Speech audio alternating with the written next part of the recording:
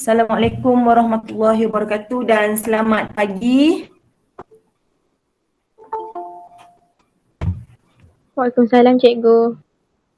Okey. Selamat pagi cikgu. Okey pagi. Okey. Hari ni kita nak sambung yang buku biru muka surat 73, 74. Tak salah saya. Ya. Masih lagi tata susunan iaitu struktur data dan modular. Okey, selepas ni baru kita masuk sub atau cara, parameter, fungsi, prosedur. Okey. Tak saya share ni. Okey, tapi dekat buku awak nampak Okey, number 1. Okey, kita masih lagi masuk dalam topik ni, kita macam mana kita nak isytiharkan tata susunan ataupun array. Okey, contoh 1. Tata susunan markah yang saiznya 5. Okey, ni dia dah bagi contoh kan? Dia dah bagi contoh, okey. Okey, macam mana kita nak isytihar dia? Okey, nama tata susunan dia apa? Markah. Okey, jenis data dia integer. Kenapa jenis data dia integer? Kenapa jenis data dia integer? Sebab markah. Yes, good. Sebab markah nama bulat. Okey, 50, 40, 30. Okey. Kita ada dua cara nak isytihar tata susunan. Iaitu, yang pertama, integer. Square bracket. Kita letak nama tata susunan. Kita dah kena pasti nama tata susunan apa. Lepas tu sama dengan kita letak new integer 5. int 5 integer int 5.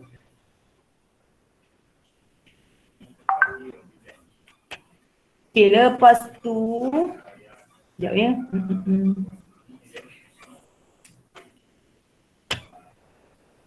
Okey, cara yang kedua, kita buat integer markah sama juga integer square bracket. Okey, lepas tu markah sama dengan new integer square bracket ada markah. Markah tu apa? Nama apa? Nama tata susunan. Nama tata susunan. Okey, lepas tu kita letak semicolon. Okey, awak letak markah sama dengan new int bracket 5. Okey, antara dua ni, yang mana awak rasa paling senang? Senang awak nak isytihar? Nak guna cara mana? Cara pertama atau cara yang kedua? Pertama. Kan, pertama senang kan? Lagipun dia sebaris. Okey, cuba buat yang soalan yang pertama. Okey, di soalan 1, tata susunan yuran masuk yang saiznya 6. Okey, dekat kotak kuning, nama tata susunan dia apa? Yuran masuk. Okey, jenis data dia yuran. Boolean. Double. Boolean sama ada yes or no atau true false. Kalau biasanya yuran duit kan? Duit biasanya nombor per Double. nombor perpuluhan. Jadi yang sesuai apa? Double. Okey, so tulis situ dekat jenis data dia awak tulis double. D-O-U-B-L-E. Tu macam jelas sikit tu. Okey, dapat? Okey, cuba buat isytihar tata susunan. Okey, yang di kotak depan sekali yang pertama. Yang kotak sebelahnya yang cara yang kedua. Okey, cuba buat. Cara yang pertama, mula sekali kita kena letak apa? Jenis data. Jenis data dia apa? Double. Tak double, D-O-U-B-L-E, double. Lepas tu ada square bracket, sebab tata susunan kena ada square bracket. Okey, lepas tu apa? Yuran masuk. Yuran masuk tu apa? Nama tata susunan. Yes, good. Nama tata susunan. Okey. Yuran masuk. Mesti sama cara ejaan dia Y huruf kecil, M huruf besar. Kalau awak letak Y huruf kecil, M huruf kecil salah. Walaupun sebutan dia sama. Okey, lepas tu saya tak mau. Okey, saya tulis kat sini saya padam. Lepas tu apa? New double. Sama dengan new. Yes, ada new double. Lepas tu dalam bracket letak apa? 6. 6. 6. Kita kena letak saiz dia. Saiz dia bagi 6 dan last sekali kena ada. Semikolon. Semikolon. Okey. Yang kedua. Yang kedua double, sama juga. Okey, double yuran masuk, lepas tu semikolon, turun bawah apa? Yura masuk. Dah masuk. Yuran masuk sama dengan, okey ni yang kedua ya. New double. Okey, new double dalam kurung square bracket 6 semikolon. Okey, kita ada double yuran masuk, okey, semikolon. Lepas tu yuran masuk. Yuran masuk sama dengan double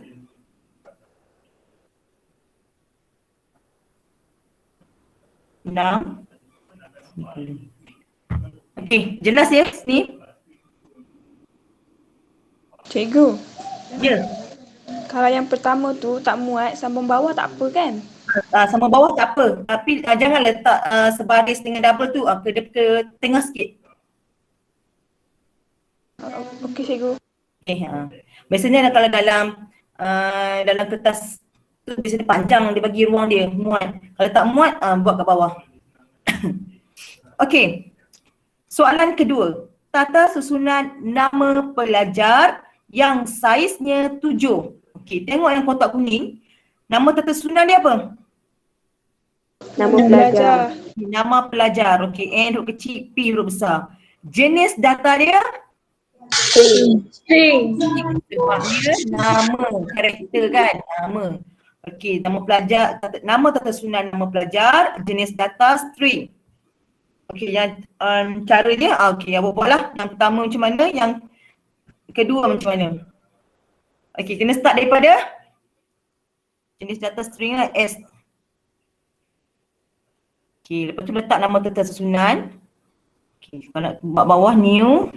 Okey, jenis data dia, ni letak nama susunan dia, okey dalam size dia 7. Okey. Senang je kan nak isytihar. Okey, soalan 3. Soalan 3. Tata susunan grade PT3 yang saiznya 4. Nama tata susunan dia? Grade PT3. Yes, grade PT3.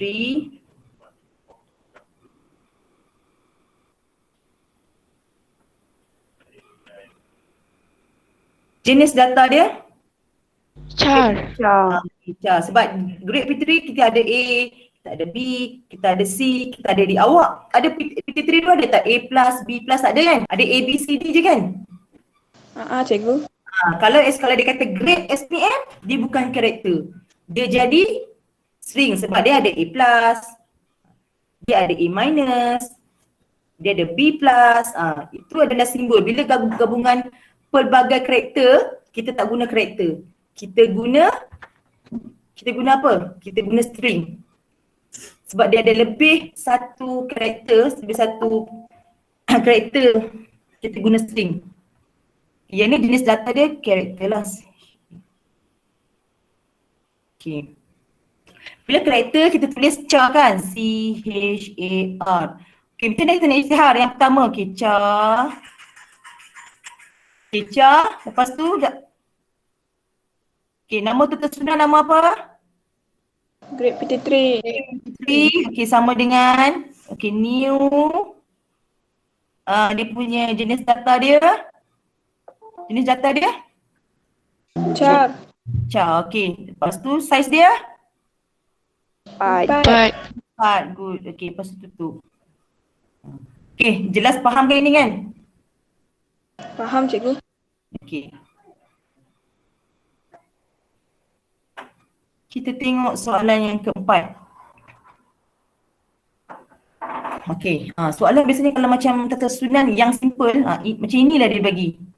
Okay, dibagikan, okay, diisytiharkan satu tata susunan. Lepas dia suruh kenal pasti.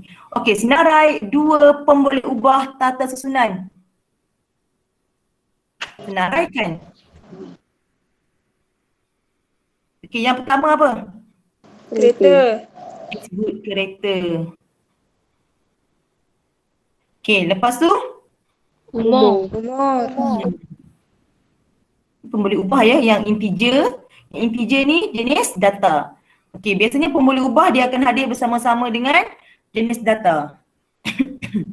Okey, apakah output bagi kod atau cara berikut? Sistem print line character dalam indeks yang kedua. Proton. Proton. Okey, tulis proton. Sistem print line umur 3. 23. 23. Macam mana tahu 23? Okey, bila macam ni awak tetap. 1. 1 pula kosong. Tengok cikgu pun. Okey, 3. Okey, jelas Bita, Hidayah, Fatin? Jelas cikgu. Okey. Jelas. Next, soalan yang seterusnya. Okey, kita ada soalan klon SPM 2018 ya. Soalan 2018, sekejap bateri saya low lah.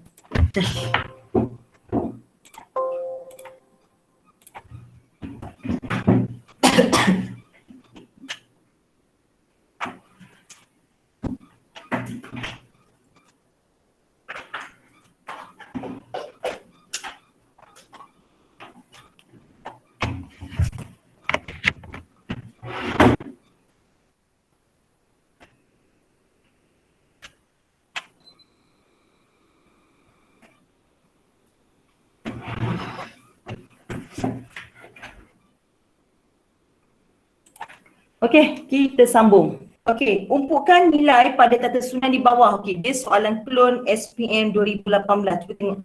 Soalan 2018 memang banyak tata susunan.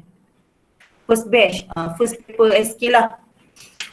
Okey, contoh dia bagi markah 48, 90, 57, 25 dan 80. Okey, kita cara nak umpukan nilai pun ada dua.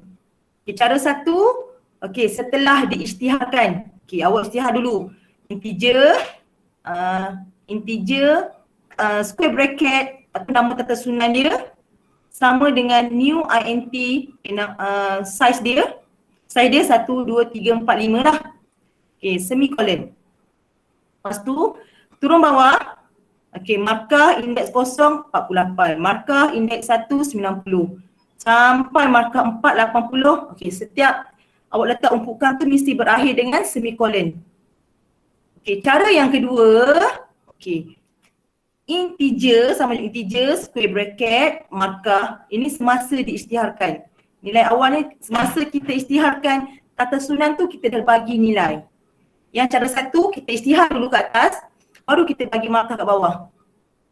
Okey, sama dengan 48, 90, 57, 25, 80.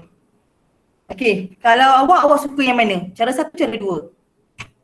Dua. Kalau saya nak isytihar, saya suka yang cara dua. Tapi kalau dalam exam, saya suka cara satu. Sebab dia dah bagi seksa indeks supaya kita tak keliru. Kalau bagi yang cara kedua ni, soalan bagi cara kedua, saya takut awak tersilap macam saya tadi kan. Saya letak first kali nombor 1, sepatutnya kena bermula dengan kosong. Biasanya confuse kat situ. Tapi dua-dua kena tahu. Ya, Dayah. Tertekan. Tekan, okey. Tertekan apa? Tertekan button ke tertekan perasaan? Tekanan perasaan ni. Ada dua ni. Okey. Cuba buat yang soalan yang kelima. Okey. Bil pelajar 34, 45, 64, 23. Okey, cuba buat isyarat isytihar yang pertama. Okey, bil pelajar. Okey, jenis data dia apa? Integer. Jenis data dia integer, nama tata susunan dia Bil pelajar. bil pelajar. Jadi buatlah okey, mesti bermula dengan jenis data dia. Kita dah kenal pasti jenis data dia integer. Okay, lepas tu bracket. Okey, lepas tu diikuti dengan nama tata susunan. Nama tata susunan kita dah bagi tadi bil pelajar sama dengan new int size dia 5. Okey, lepas tu bawah ni letak apa ni? Bawah dia. Kita nak umpukkan nilai, kena mula dengan apa? Cikgu, Ya. bukan saya sempat tu. Mana 1, 4. Saya ikutnya atas tu 4. Okey. 1, 2, 3, 4. Okey, 4. Good. Jadi faham, betul lah tu. Awak faham lah tu. Awak boleh betulkan saya. Okey, good. Okey. Selepas yang bawah apa? Kena buat apa? Apa kita dah isytiharkan tata susunan, kita nak bagi umpukan. Kita buat apa? Apa yang kita perlu tulis? Bil pelajar. Okey, bil pelajar. Okey, indeks kosong sama dengan 34. 4. Okey. Dan seterusnya, bil pelajar indeks 1 sama dengan 45. Semikolon. Bil pelajar indeks 2 sama dengan berapa? 64. Okey, bil pelajar indeks 3 sama dengan 23 sampai habis. Okey, yang ini integer, square bracket, nama tata susunan, bil pelajar sama dengan, okey, kita buka curly bracket, kita letak apa? Yang cara kedua. Tak nombor. Nama dia lah 34, 45, 64 dan 23. Lepas tu tutup. Lepas tu mesti ada semicolon. Okey, cuba buat yang ketiga, soalan ke-6. Okey. Yuran masuk RM45.60, RM56.45, RM67.40. Okey, jenis data dia apa? Double. Double sebab yuran, sebab dia perpuluhan. Bila perpuluhan kita guna double. Okey, so double. Dia punya nama tata susunan? Syara Suzana. Saya panggil, okey, Syara Suzana. Nama tata susunan dia apa? Yuran masuk. Okay, good. Yuran masuk. Okay, pandai. Yuran masuk. Okay, dia punya size beta. Beta Rubini, size dia berapa? Okay, unit 1.6.2. Okay, untuk subtopik ni atau untuk unit ni, awak akan belajar cara gunakan sub atau cara. Okay, kemudian yang kedua awak akan belajar cara awak nak menghantarkan parameter ataupun nilai ke sub atau cara dengan mengembalikan data. Yang pertama, okey, awak akan menggunakan sub atau cara ataupun sub rutin. Okey, sub atau cara dalam PHP, okey, dia merupakan blok kod yang ditulis untuk melaksanakan sesuatu proses. Okey, dia adalah blok kod atau cara tu yang ditulis untuk melaksanakan sesuatu proses. Maksudnya macam ni. Katakanlah kita nak buat satu, okey, macam contoh kat bawah tu kan. Okey, untuk tukar teks pada huruf besar. Kita akan buat satu je sub atau cara untuk tukarkan teks pada huruf besar, tapi boleh diguna untuk kesemua atau cara, keseluruhan. Sebab itu dia panggil sub atau cara, nanti kita akan panggil dia je. Kalau awak tak guna sub atau cara, katalah awak nak translate semua kan, semua satu sistem awak tahu awak nak boleh translate. Okey, kalaulah pengguna tu dia nak tukar kepada semua huruf besar. Takkanlah awak nak kena buat tab coding setiap satu page. Insan awak, kita buat satu je sub atau cara, kita panggil. Itu dah fungsi sub atau cara. Dia memudahkan. Okey. Lepas tu dipanggil merupakan blok kod yang ditulis untuk melaksanakan sesuatu proses.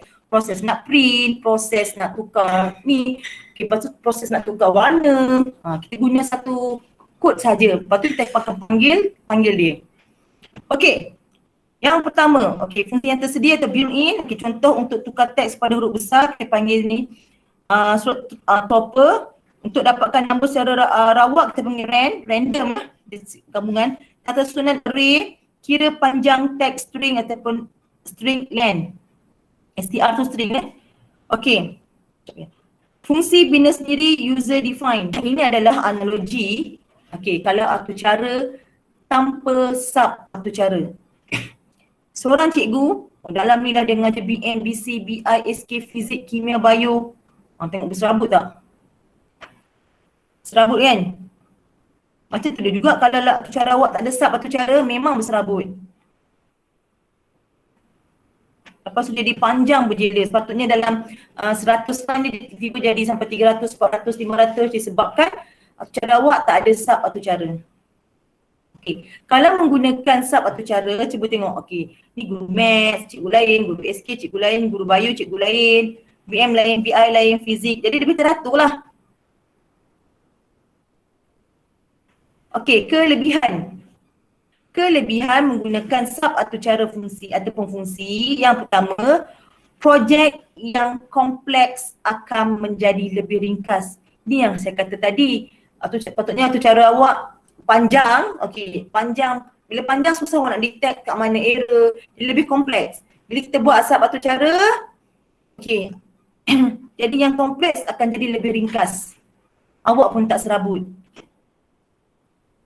Yang kedua, lebih mudah untuk diuji kesan dan baiki ralat. Okey, bila projek ataupun bila atu cara awak lebih ringkas, maka lebih mudahlah awak untuk uji untuk kesan dan baiki ralat. Okey, lebih mudah untuk digunakan semula. Katalah awak nak tambah satu lagi atu cara, awak tak perlu type lah atu cara tu, panggil je. Awak panggil je jika awak nak gunalah atu cara yang sama. Tak perlu type, panggil je. Okey, yang terakhir, membolehkan tugas pengaturcaraan dibahagikan dalam kumpulan. Okey, kalau dalam dunia yang sebenar, kalau awak kerja dalam bidang programming untuk buat sistem, bukan awak kerja seorang tau. Bukan macam awak buat projek, awak nanti ni seorang awak buat. Tak, kalau awak kerja dalam dunia yang sebenar, kita akan ada satu team. Okey, awak katalah awak buat bahagian A, bahagian B, bahagian C. Bila ada sub atu cara ni senanglah. Kalau kita gabung nanti senang, mudah. Bila tak ada sub atu cara, bila nak gabung nanti, tu yang jadi error banyak tu. Okey, ini adalah contoh sub atu cara Java. Confirm baca Java ya. Ini pengepala, header. Dia okey, setiap atu cara mesti ada header dia. Pengepala. Tak ada pengepala, tak jadilah header tak ada kan. Okay, ini badan. Bila ada system.out.println hello tu, itu badan, body. Okay.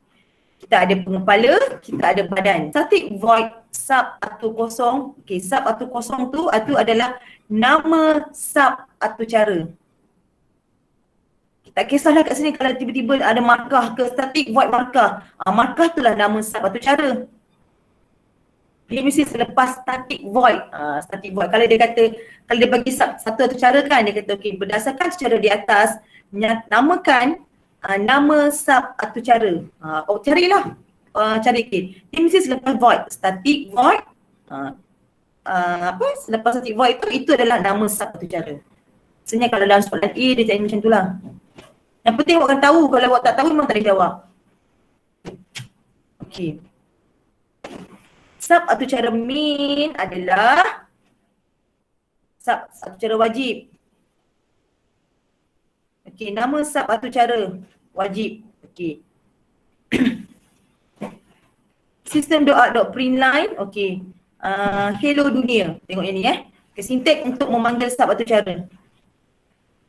Sub atu cara yang dibina tidak akan memberi apa-apa hasil jika sub atu cara tersebut tak panggil. Okay, awak buat sub atu cara tapi bila awak tak panggil, sia-sia je lah, tak ada apa-apa hasil. Okay, ini adalah contoh satu atu cara, okay, public class contoh. Okay, dalam atu cara ni apa nama kelas dia? Dalam atu cara ni apa kelas dia? Apa nama kelas? Contoh, sepatutnya ni huruf besar ni. Kelas kan dalam huruf besar. Okay, contoh. Okay. Dalam okay, kat atas ni okay, apa nama Sekejap, anak saya. Sorry, sudah dia bangun awal. Okay, saya contact. Okay, public static void main string. Okay, sub atu cara memanggil sub atu cara hello. Okay, dekat atas, okay, public static void main string square bracket args ni argument. Okey.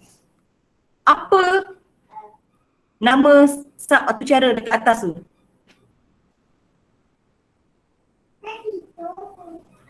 Dekat public static tu. Apa nama sub atau cara dia? String. Main. String bukan? Main lah. Main. Dia biasanya selepas void, static void ni. Ini nama sub atau cara. Ni sub atau cara untuk ni lah, untuk yang keseluruhan ni. Okay. Okay, sub, tengok ada kata sub atau cara main memanggil sub atau cara hello. Okay. Okay, betul kita isytiharkan hello. Okay, hello ini adalah sub atau cara. Okay, static void hello. Okay. Static void hello, season okay, melaksanakan penyataan yang ada dalam badan hello. Okay, ini badan. Yang atas tadi pengepala. Pengepala. Kita dah letak satu cara hello ni. Okay. Okay, lepas tu nanti, okay, sistem doa.print line hello dunia, dia akan pulangkan hello dunia ni ke sini. Mengulangkan semula nilai kepada main. Dia boleh pulangkan nilai dia balik. Ini yang ringkas je, nanti kita tengok yang lebih detail. Okey, tuliskan sub atau cara yang akan memaparkan output seperti berikut. Hai Chong Wei, selamat datang ke SMJK Yu Hua. Macam mana? Dia lebih kurang macam yang tadi. Okey, awak rujuk buku teks dan rujuk atau cara yang sebelumnya tadi. Okey. Awak buat latihan ni. Nanti saya akan bagi slide ni. Buku teks boleh rujuk muka surat. Okey,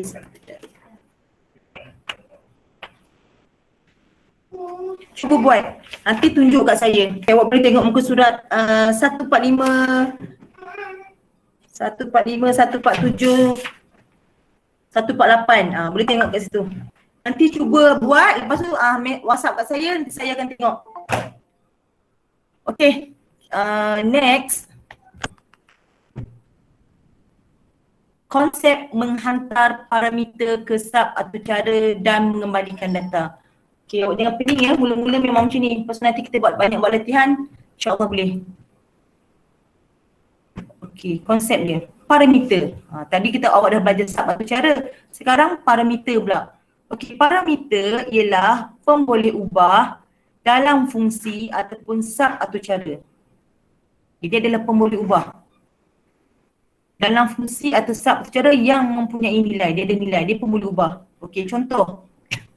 Public class. Okay. Public class contoh. Okay. Public class contoh parameter. Okay, ini adalah nama kelas. Static void cari jumlah integer x, y, z. Okay, dekat line kedua, apakah nama sub atau cara? Cari jumlah. Cari jumlah ni dekat selepas void ni, okay, cari jumlah. Okay, cari jumlah. Lepas tu, okay, diikuti dengan integer x, integer y, integer z. Ini adalah pengisytiharan parameter. Kan parameter ni pemboleh ubah kan? Jadi inilah x, y, z. Ini adalah pengisytiharan parameter. Yang tadi awak belajar hanya satu cara je. Yang ini dia gabung sekali dengan parameter untuk untukkan nilai.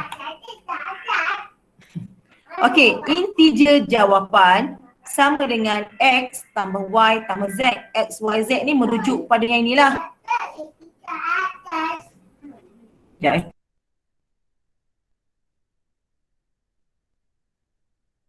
Okey. Okey, lepas tu dia buat, yang line kelima dia buat arahan untuk paparkan sistem doa.print jawapan. Dia akan paparkan jumlah ni lah, x tambah y tambah z. Okey. Lepas tu, public static void main, ini adalah sub atau cara main, ni nama dia. Okay. String arguments, cari jumlah sama dengan ni kan. Sama dengan pemboleh ubah yang sama dengan yang line kedua.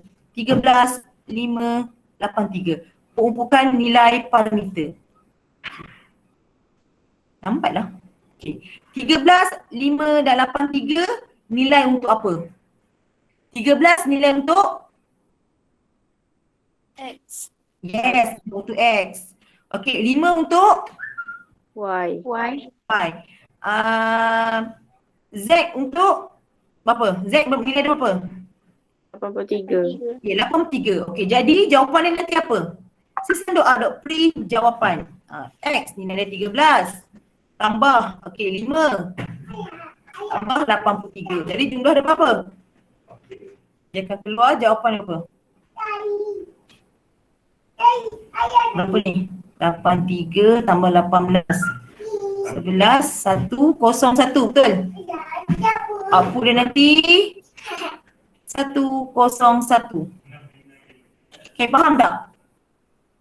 Boleh jelas setakat ni? Jelas. Jelas kan? Dia simple je. Nanti kita akan buat latihan dalam buku biru ni, insyaAllah lagi faham lah. Okay, parameter lagi. Parameter ialah pemboleh ubah dalam fungsi ataupun satu cara yang mempunyai nilai. Okay, contoh. Okay, function ucapan salam dengan nama. Okay, ni kalau dalam Java ni tanda ini maksudnya pemboleh ubah ya. Echo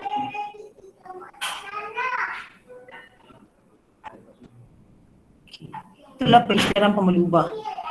Panggil semula fungsi, dia panggil fungsi. Fungsi ni lah untuk fungsi yang kat sini. Fungsi yang okey, salam salam tu sama dengan hello, nama tu sama dengan Chong Wei. Okey, hello sama dengan salam, Chong Wei sama dengan nama. Okey. Pengumpulkan nilai parameter. Fungsi boleh dipanggil. Sekejap, lama keluar. Okey, fungsi boleh dipanggil selepas pengisytiharan fungsi atau sebelum. Sebelum pun awak boleh panggil, selepas pun awak boleh panggil. Ikut awak nak panggil bila. Okey. Apa dia tadi? 101. Nanti kita kebanyakan pakai handphone ke pakai laptop?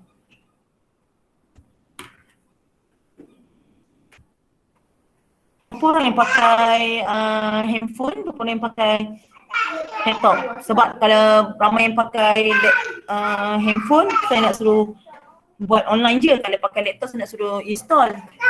Apa nanti saya buat sendiri lah, cakap sendiri punya. Sorry. Okay. Latihan satu nanti, okay, awak buat macam ni lah, awak cuba buat, awak tengok contoh yang macam ni. Okay, awak letak kelas, nama kelas yang sesuai dengan tajuk cari luas bulatan tu lah. Okay, lepas tu static void main, okay, awak letak nama sub atau cara dia. Okay, kalau cari luas. Okay, lepas tu awak nak kena tetapkan parameter dia ataupun pemboleh ubah dia. Awak kena tahu dulu rumus dia apa. Rumus untuk luas bulatan pi j kuasa 2. Okey, pi awak dah bagi nanti kan kat sini kan. Okey, awak letak kat sini istilah kat sini nanti. Pi sama dengan 3.142. Okey, nak pemalang ada kena huruf besar kena letak final sebab Java. Okey, final pi sama dengan 3142. Okey. Yang kat atas ni apa yang awak perlu buat ni? Apa pemboleh ubah yang kat sini perlu? Parameter apa yang awak perlu? Pi awak dah bagi. Sekarang kita perlukan apa? Sekarang kita perlukan nilai. Nilai apa? Nilai Jejari. Okey, dia bagi kat sini. Okey, luas bulatan berjejari 13.5.